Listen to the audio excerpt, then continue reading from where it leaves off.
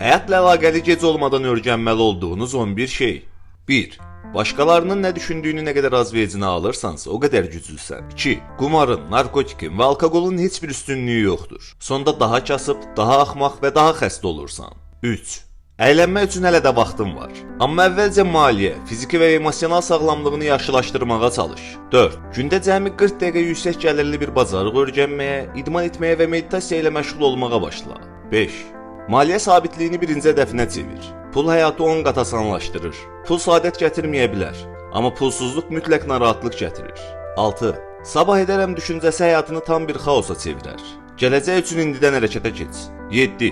Özünə hörmət et və başqalarının, hətta dostlarının belə hörmətsizlik etməyini əsla qəbul etmə. 8. Gələcəyin haqqında yalnız xəyal qurma. Məqsədlərinə çatmaq üçün səy göstər. Risk etmək peşman olmaqdan yaxşıdır. 9. Rahatlıq zonasından çıx.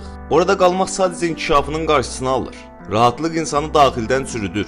10. Həyəcanlanıb enerjini boşa xərcləmə. Düşünmək, öyrənmək, istəmək və böyümək üçün gücündən istifadə et. İstədiklərini əldə edə bilmək möhtəşəm bir hissdir. Sadəcə cəhd et və öz vaxtını gözlə.